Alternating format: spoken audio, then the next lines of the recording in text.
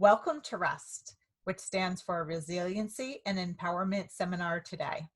I am your host, Susan Gans, and I am the founder of Gans Strategic Solutions, where we operate at the intersection of business and human behavior. This show is about interviewing heads of small and mid-sized businesses as well as nonprofits. We hear about their journeys, we hear about their organizations, and very importantly, these days, about how they're being resilient. Today, I'm excited to welcome Sima Ali to our show. Sima, a bit about her. She is an attorney, an accomplished attorney in the area of employment law. She's a graduate of George Washington University School of Law and has her BS from Cornell in the New York School of Industrial and Labor Relations. Along with her more than 20 years of experience, her law firm offers an exceptional level of personalized service. As owner and principal attorney of Ali Law Group, the boutique firm that provides the full range of representative services in the labor and employment law field. She works very closely with her clients to help them develop a proactive rather than reactive approach to labor and employment issues. Her ongoing support provides critical guidance to understanding the intricate and often complex laws and regulations which apply to businesses, and especially on a daily basis these days with things changing with the pandemic. Sima has been recognized as a business leader, as a top lawyer, and as a top woman in business. So I'm so honored to welcome her to the show today. Thank you, Susan. You're welcome. To be here. So let's get started and take us back to the earlier days of your career. How did you decide to get into law and specifically employment law? So, well, as you mentioned, I actually studied labor relations in college. And, you know, I when I went to college, I thought I'm going to this school because I want to go into law. I ended up really enjoying the curriculum and enjoying the courses. And a lot of what I studied was about people and behaviors. And I especially like learning about how different workplaces operate. I did stick with the concept of going to law school, which I did at GW. And by the time I got to law school, I said, you know what, I really enjoy this area of law. And I kind of stuck with that the entire time. I did a lot of internships while I was in law school, some at the EEOC, the Equal Employment Opportunity Commission. I worked in a union, and I just had a lot of different experiences in all areas of labor and employment. And I found it really so interesting and something I wanted to do. So it's where I ended up really focusing my career. And by the time I was ready to start my own firm, I was just so rooted in that field. And I felt I wanted to do something that I was sort of an expert in and focus my practice on that. Fantastic. And what have you found to be the most satisfying about this area of the law? Well, for me, really personally, is that I know it well. And so I feel super confident that I can give good advice. And that, to me, that's like the most satisfying piece, that I have that level of confidence that I'm able to deliver the type of service that I feel I should be doing for my clients. And what would you say it's, you know, you've had corporate experience and now you have your own firm. So what would you say has been the biggest transition over the years to your own firm and being your own, having your own business? The biggest transition I would say is not being afraid to continue to make changes.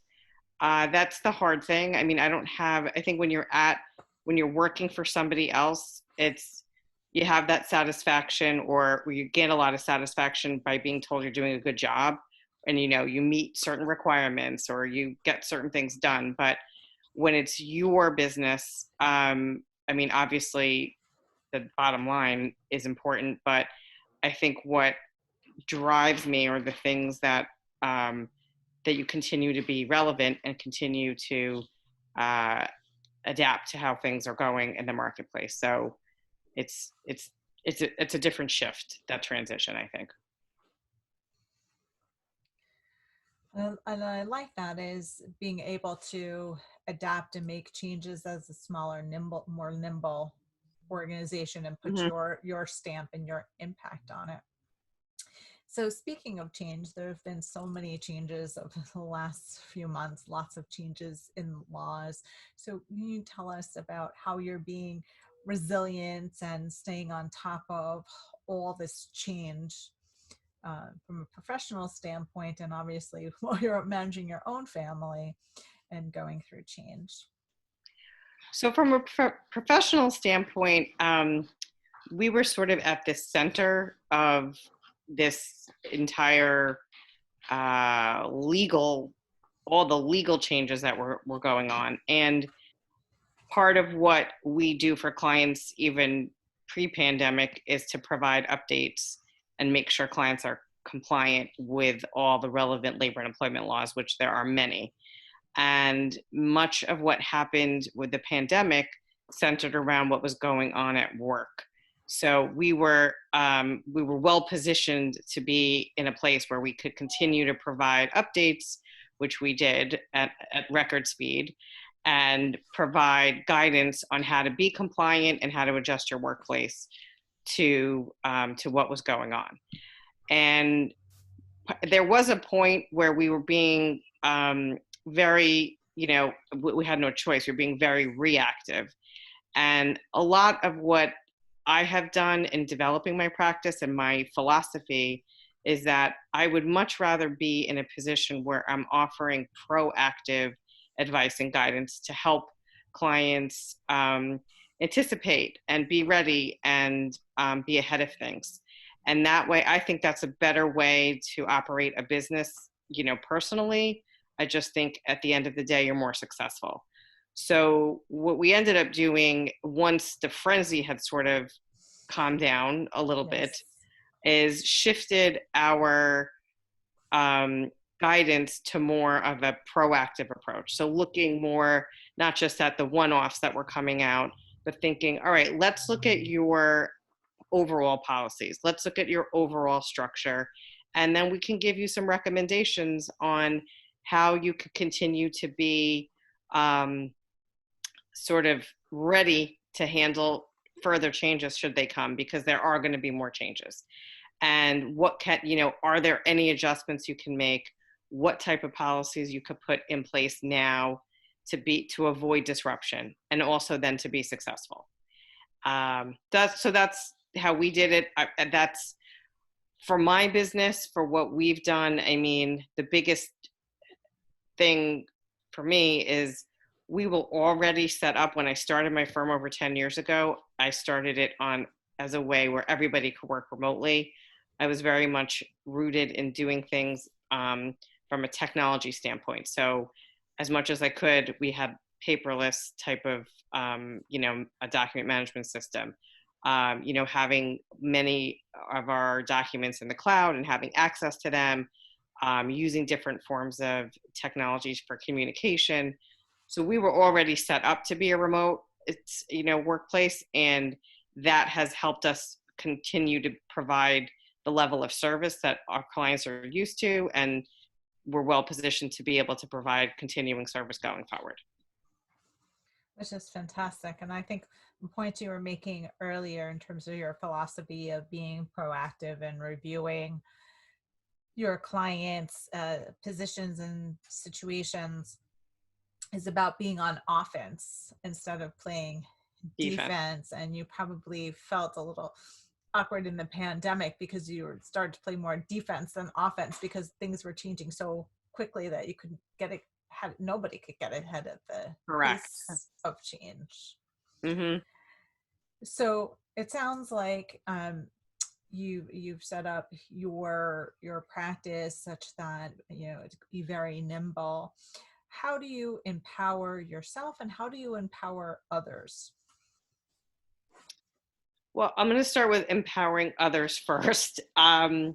One thing I've recognized, even though, well, actually, as a lawyer, I had no choice but to name my firm after myself because that's part of the rules that you have in as a legal professional. But I have seen, especially over the years, that my team is critical to the growth and success of the business. And especially uh, during the time when we were playing defense and we're definitely reactive, it was just so intense and everybody truly pitched in. And I tried to recognize everyone's efforts. And I think that that came across, just thanking people, showing appreciation in ways that I could. I think that was important to continue to motivate. But a big thing that I've tried to do is also to give a voice to everyone all the team members. And by a voice, I mean, we do webinars, we do trainings, we do, articles and alerts. So I've tried to give everyone an opportunity to express their voice to clients. So different attorneys will do webinars, some will write articles, so that it's not, they can see the team. And I think that by having that voice, it kind of gives people, they have the knowledge and the power that they've influenced others. And I think that's important for them in their development. And as much as it's, I think for me, actually letting go of all of that control has actually been more empowering for me in the end, is that being able to have my team grow actually at the end of the day grows the business as a whole and ultimately empowers me further. So it's kind of it's sort of ironic that that's the way it's been, but not being at the center of it all is actually more empowering than trying to do it all by myself. Yes, and I think what I took away from what you just said is like letting go and grow, Mm-hmm. right? Letting go of that uh, control, setting guidelines and parameters as a leader, showing people the vision, the values, and then giving them the tools such that they can make local decisions and know when to bring things to you, and come to you with their challenges and recommendations about what can be improved. So what are your core values of leadership? Um,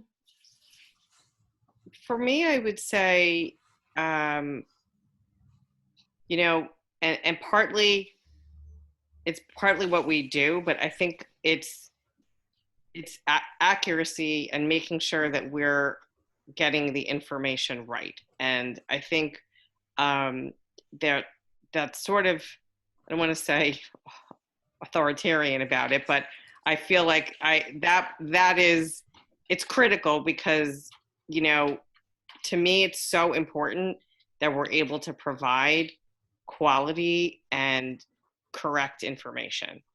um, and that's been, and like I said, going back to even everything, I'm the one thing that I know and has we've been able to, I've built my reputation on is I'm good at what I do, but making sure the rest of my team follows suit is really important.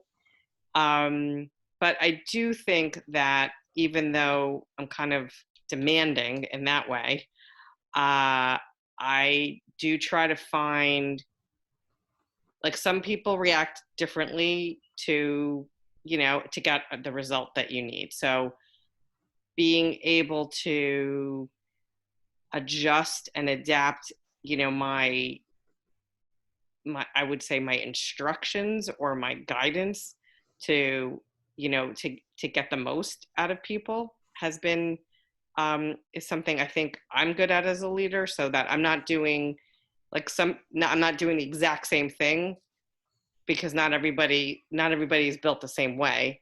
But if I have to recognize how to get the results. So being adaptable, I think that's been important for me. I think the other part is I would say that I lead by example. I'm not just telling people what to do. I'm showing them how to do it and provide the example and the inspiration to follow suit. So those would be my, yeah. Yeah. So what I'm hearing really is the accuracy and the quality is very core to you because after all, it's named after you, the Ali Law Group. Mm-hmm. So it's your name and reputation, as you mentioned, that are on the line. And you talked about this being adaptable and also recognizing that people receive information in different ways and have preferred ways of communication. So tailoring um, how you communicate to them uh, makes you a stronger, better leader. Mm-hmm. And then the third is what you said about leading by example and not just talking the talk, but walking the walk. Um, have you had different mentors and or sponsors along the way, and have they changed over time? Um, well, I feel like my parents have been, both of them in different ways, have been definitely, I wouldn't say a formal mentor, but inspiration, and for me. And I have worked with coaches over the years to help develop myself as a leader and a business owner, and taken different approaches and done a lot of my own awareness and thinking. I've joined several like groups, business groups, also to have more accountability and to be challenged, because the only thing I would say is that it's me. I don't know if it's a negative or just it's being at the top and being alone and not having like a board or not having somebody who is technically above me. Is I don't really have a mentor in my job. Whereas if you're in a larger organization, I mean, I am a mentor to my staff, but I don't have that, Above that you, kind of role. yes. So I've had to seek that from other areas, because I do think it's important to, you know, to continue, like you have to challenge yourself, and that in order to adjust, in order to change, in order to grow. And so I have found it, but just not, I don't have a mentor built into my setup in the firm. Understood. And I love that your parents are a big inspiration for you and that you've sought out um, because it does get lonely at the top. And you are the type of person who I gather is into continuously learning and continuously improving and taking your practice to the next level. And the way to do that is through understanding what are other entrepreneurs doing and understanding too what potentially could be your blind spots and getting in the way. So um, kudos to you Thank you. for seeking that out. And I, they talk about vulnerability as leaders. Brene Brown always talks about vulnerability, and that's being vulnerable, saying, hey, there are things I don't know. I don't know everything, and where can I learn, and how can I be better? How can I Hmm. be a better business person? How can I be a better lawyer? It's definitely something to be admired. Hmm. If you were talking to your younger self, what would you tell her with the perspective that you have now? uh, about my career, or Career life, what it's open. Whatever you would like to tell your younger self that you wish you knew then, what you know now with your perspective. Well, it's funny. I was, and it's my younger self, or I was talking to someone just yesterday who is, wants to go into law. She's like 19 or something. And I did tell her, she was thinking about, what area of law she would, she already was thinking about what area of law. And I'm like, you, it sounds exciting, but you're not gonna know. There's a lot of options, but I think it's good to realize that you're gonna have demands on your time, and what start thinking about what that means and what choices you're gonna have to make. And I'm like, I think I ended up getting to the point I am now. A lot of it was motivated by my kids, but for really, that's why I ended up starting my own firm. And I was lucky enough to be sort of in a field that I had some control on the times, but mainly it's because I was the one sort of in charge. But Right. when I was working for someone, I didn't have those options, and it was very hard. And it was hard to make those decisions. And I think that's where you don't nobody tells you that when you're in college or even in law school. And I think that, and you don't want to have to feel like, I hated feeling guilty. So I think, like, if I could tell myself to maybe just think, you know just because you're making these choices isn't going to make you any less successful at any point in your career, but just stick with it. Like, you have to, like. And I think a lot of people, because they felt like it was like, all right, I'm not going to be able to work 60 hours a week, so I'm just not going to work. And that, I think that was, I'm glad I didn't do that. But a lot, I think there were big periods of time where I felt like, oh my God, I'm never going to be able to make it, because it was just so hard to balance so many things. Yes, I think it's a very real concern as a working parent to understand that there are going to be different demands on time. And even if you're not a parent, sometimes you're taking care of the parents, right? You find yourself in situations where you're pulled and called for different situations over different times. And Mm-hmm. that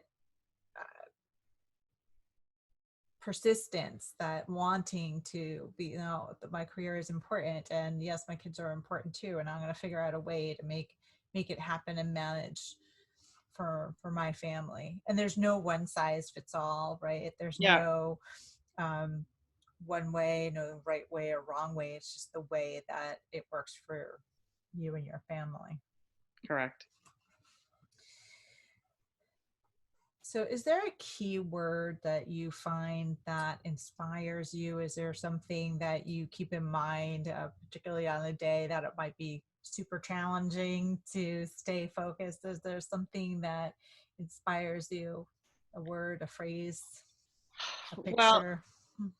I think my mother, I will say, and I think the word, and the word that really embodies her tremendously, and it does inspire me, is independence. And I think that, at the end of the day, that I have given myself independence, and I've given myself choices and options, and um, and being on my own, answering to myself, setting my own path, um, has is inspirational for me, because it has landed me in a great spot, and I'm continuing to find success in the things I do because I continue to be independent. I love that, the independence that you've gotten from your mother as the inspiration. So, and to know that you have choices and options. I think that's the greatest gift that somebody can have is choices Mhm. and options in their life. So, Sima, what would you like people to remember about our conversation today? I think that, you know you as a to be resilient, I think that's the biggest, and to be, and maybe to just withstand things, is not to be able to make the shift from being defensive, because in a place where we're all right now, many people are probably feeling overwhelmed and underwater and all those things. And I think if you can realize or have that moment where you're saying, oh, I'm going to change my approach here, instead of being reactive to proactive, to being offensive instead of defensive, that that shift is critical to being able to be in a place where you feel more in control and being able to be successful, I think, and develop that resilience to adapt. Got it. So I'm going to repeat some of these takeaways, and that's to be resilience, to shift from being on defense to go on offense, and to recognize that sometimes we are overwhelmed, and how can you shift from the overwhelm to action and taking control. So Sima, how can we get in touch with you? What's the best way? The best way is, well, it's all about me when it comes to getting in touch with me. So it's alilawgroup.com is the website. My email is definitely a great way to get in touch with me, sima.ali@alilawgroup.com. Or our office number is 631-423-3440. So I'm going to repeat that. So that's Ali Law Group, and that's ALI lawgroup.com. It's Sima, SIMA dot LE, LLALI at alilawgroup.com. And your phone number is 631-423-3440. Yeah. Terrific. Thank you so much, Sima, for sharing your journey with us and your words of encouragement, even when things get tough and circumstances change and so many things are being thrown at us, that it's okay to take a step back. It's to be in control, find ways that you could take your control back and navigate your ways. And we thank our audience for listening. And until the next conversation.